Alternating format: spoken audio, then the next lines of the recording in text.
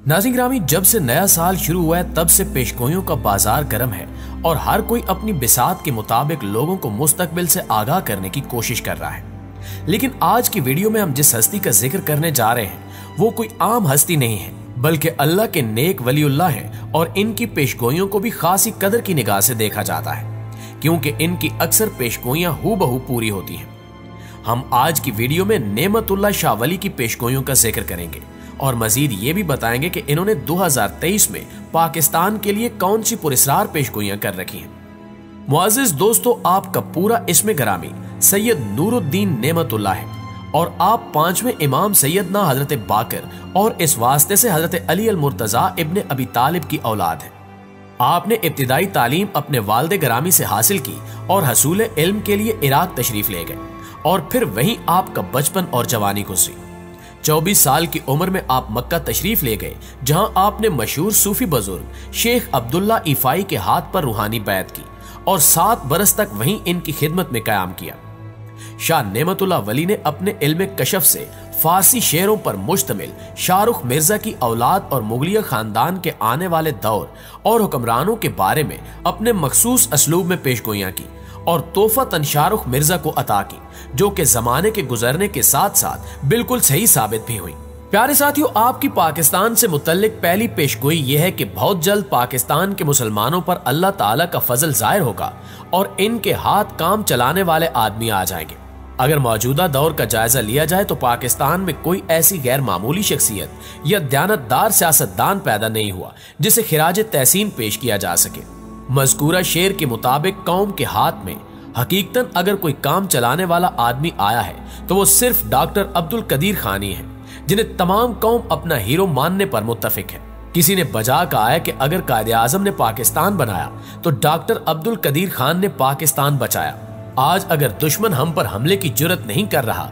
तो इसकी वाहिद वजह सिर्फ डॉक्टर अब्दुल कदीर खान का बनाया हुआ एटम बम है, जिससे पाकिस्तान दुनिया के 192 ममालिक में 7वीं एटमी ताकत के तौर पर उभर आया है। इस पेशगोई को कुछ लोग इमरान खान से भी जोड़ते हैं और कहते हुए नजर आते हैं कि 2023 में इमरान खान दोबारा वजीर आजम बन जाएंगे और फिर पूरे पाकिस्तान के निजाम को दुरुस्त कर देंगे, जैसा कि पेशगोई में जिक्र किया गया है। इसी तरह आपकी एक पेशगोई का तर्जमा यह भी है कि एक वक्त ऐसा आएगा जब कुफार मुसलमानों को बताएंगे कि तुम्हारा दीन क्या है और ये काफिर मुसलमानों को हज और नमाज से रोकेंगे। अगर आज गौर किया जाए तो पूरा कुफार और यहूदी ताकतें इस्लाम की तशरीह करने में मसरूफ हैं। यहाँ तक कि लिबरल, सेकुलर और लादीनी नुक्ते नजर से कुरान और सुन्नत की तफसीरें की जा रही हैं और मुसलमानों को ये बताया जा रहा है कि जिहाद का रास्ता तर्क करके अमन की आशा इख्तियार की जाए, जबकि शराब नोशी और बेपर्दगी को ऐन इस्लाम बनाकर पेश किया जा रहा है। सूद को मुआशी तरक्की का जरिया बताया जा रहा है और गुस्ताखे रसूल सल्लल्लाहु अलैहि वसल्लम को आजादी इजहार राय का फरोग कहा जा रहा है। कभी तो दीन के अरकान पर अमल करने वाले को बुनियाद परस्त और शिद्दत पसंद कहकर रुस्वा किया जाता है, तो कभी खवारिज के नापाक अमाल को बुनियाद बनाकर दीन इस्लाम की जड़ें काटने की कोशिश की जा रही है और नजरिए पाकिस्तान और इस्लाम को दकियानूसी करार देकर तर्क करने के मशवरे दिए जा रहे हैं। इसके अलावा आप देख लें कि किस तरह यहूदियों ने कोरोना वायरस का बहाना बनाकर मुसलमानों पर मुख्तलिफ पाबंदियां लगाई और हमें बताया जा रहा है कि आप किस वक्त मस्जिद में दाखिल हो सकते हैं और किस वक्त आपको रुकावट का सामना करना पड़ेगा। सिर्फ यही नहीं, बल्कि मौजूदा दौर में मुसलमानों को हज और उम्रे की पाबंदियों का भी सामना है, जो हम कुफार की इजाजत के बगैर नहीं कर पा रहे। इन सारी बातों से जाहिर होता है कि नेमतुल्लाह शाह वली की यह पेशगोई भी मौजूदा हालात में बिल्कुल पूरी हो चुकी है।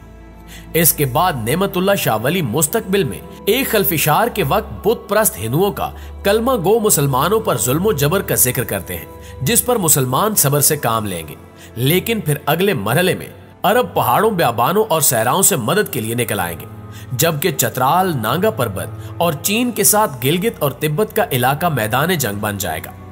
अब हजरत नेमतुल्लाह शाह वली अपनी पुरस्कार पेशगोई में निहायत सख्त और संगीन और खूनी मंजर पेश करते हुए बताते हैं कि इस दौरान दरियाए अटक यानी दरियाए सिंध कुफार के खून से 3 मरतबा भर कर जारी होगा। यहाँ सवाल ये पैदा होता है कि क्या इसका मतलब ये हो सकता है कि हिंदुस्तानी फौज पाकिस्तानी सरहद क्रॉस करके आजाद कश्मीर की तरफ पेशकदमी करेगी या कराकुम की शाहराह काट कर ताकि चीन की तरफ से पाकिस्तान को मदद न पहुंच सके। ये सवाल जहन में इसलिए उभरता है कि कुफार की फौज दरियाए अटक तक पहुंचेगी तो तभी कुफार के खून से दरियाए अटक 3 मरतबा भरकर जारी होगा।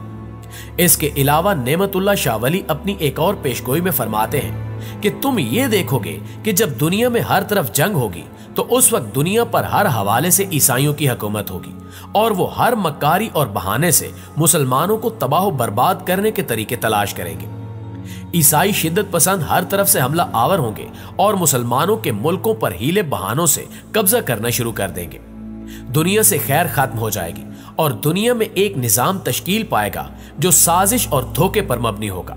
अगर इस पेशगोई पर गौर किया जाए तो यह वाज़ेह हो जाता है कि आपका इशारा न्यू वर्ल्ड आर्डर की जानिब था, जो कि आजकल नाफिज हो चुका है। ज़ाहिरी तौर पर यह निजाम दुनिया की इक्तिसादी सूरत हाल से ताल्लुक रखता है, लेकिन इस निजाम को एक ज़ाब्ता हयात के तौर पर मुसल्लत किया गया, जबकि इखलाकियात और दीनी एतबार से इसके रास्ते में वाहिद रुकावट चूंकि इस्लाम था, चुनांचे इस्लाम की इन तालीमात को यकसर तब्दील करने पर जोर दिया गया, जो इस नए मजहब के रास्ते में रुकावट बन सकती थी, जिसकी खातिर लोगों का तर्ज जिंदगी मुकम्मल तौर पर इस नए मजहब के सांचे में ढालना आलमी इदारों का हदफ था। लिहाजा आप देख सकते हैं कि मुआशरे के निजाम को तब्दील करने के लिए हर शोबे में मेहनत की गई है। लोगों का पहनावा, खाने पीने के औकात, सोना जागना, तर्ज रिहाइश, इंसान की जाती जिंदगी, ताल्लुकात की बुनियाद और कारोबार के तौर तरीके, इन तमाम बातों में लोगों को खींचकर इस नए मजहब में दाखिल किया गया। इस नए मजहब का वाज़े खाका डॉक्टर जॉन कोलेमन ने अपनी किताब नेस्पिरेटर हायरार में खींचा है, जिसमें वो लिखता है कि एक आलमी हुकूमत और ऐसा निजाम जिसको एक आलमी हुकूमत कंट्रोल कर रही होगी वो मुस्तकिल गैर मुंतखब मौरूसी चंद अफराद की हुकूमत के तहत होगा, जिसके इम्कान करूने वुस्ता के सरदारी निजाम की शक्ल में अपनी महदूद तादाद में खुद मुंतखब करेंगे। इस एक आलमी वजूद में आबादी महदूद होगी और फी खानदान बच्चों की तादाद पर पाबंदी होगी। वहां जंगों और कैद के जरिए आबादी को कंट्रोल किया जाएगा, यहां तक कि सिर्फ 1 अरब नफूस रह जाएंगे जो हुक्मरान तबके के लिए कारामद होंगे और उन इलाकों में होंगे जिनका सख्ती और वजाहत के साथ तयन किया जाएगा, और वहां वो दुनिया की मजमूई आबादी की हैसियत से रहेंगे। और फिर कोई मुतवसत तबका नहीं होगा, बल्कि सिर्फ हाकिम और महकूम होंगे। इसके अलावा डॉक्टर जॉन लिखता है कि इस निजाम में तमाम कवानीन दुनिया की सच्ची अदालतों में एक जैसे होंगे, जिन पर अमल दरामद एक आलमी हुकूमत की पुलिस और मुत्तहिदा आलमी फौज के जरिए तमाम साबका ममालिक में होगा, और किसी तरह की कौमी सरहदें नहीं होंगी, बल्कि यह निजाम एक फलाही रियासत की बुनियादों पर इस्तवार होगा। प्यारे दोस्तों, ये सारा वही निजाम और मजहब है जिसकी सरबराही यहूदी करेंगे, और यही वो निजाम है जिसकी पेशगोई हजरत नेमतुल्लाह शाह वली ने आज से 850 साल पहले कर दी थी, और जो आज हरफ ब हरफ पूरी हो रही है। अल्लाह ताला से दुआ है कि अल्लाह ताला हर मोमिन मुसलमान को इन तमाम दजाली फितनों से अपनी हिफ्ज़ व अमान में रखे और हमारा खात्मा ईमान पर करे। आमीन सुमा आमीन।